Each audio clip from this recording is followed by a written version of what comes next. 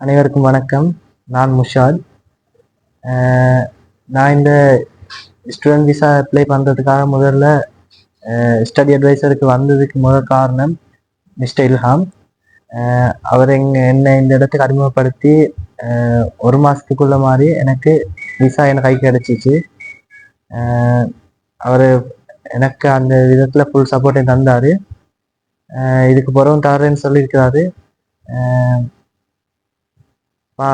நீங்களும் ஃபாரின் போகிற ஸ்டூடெண்ட் விசாவில் எடுக்கிறதுக்கு இந்த ஆளில் ஸ்டடி அட்வைசரை தொடர்பு கொள்ளுமாறு கேட்டுக்கொள்ளும்.